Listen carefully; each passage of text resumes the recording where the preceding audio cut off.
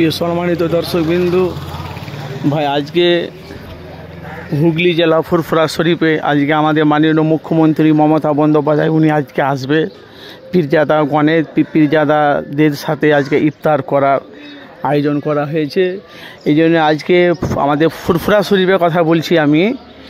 শেয়াখালা থেকে উজুলপুকুর তালতলা হাট থেকে ধনুপতা থেকে হাজার হাজার নয় কয়েক হাজার হাজার পুলিশ, অথচ মিলিটারি ফোর্স বহুত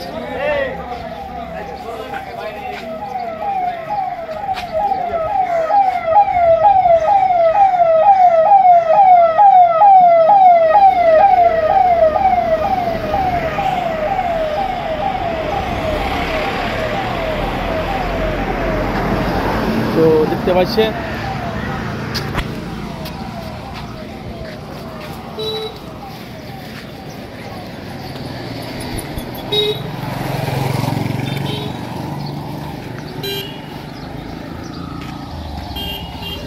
প্রচণ্ড মানুষের সমাগম, সে চিত্র আপনারা দেখতে পাচ্ছেন। আজকে মুখ্যমন্ত্রী মমতা বন্দ্যোপাধ্যায় আজকে উনি আসবে হুগলি ফুরফুরা শরীফে, হুজুরদের সাথে ইফতার করবে। যেখান থেকে আছেন অবশ্যই আপনারা মূল্যবান কমেন্ট বক্সে আপনারা মতামত জানাবেন।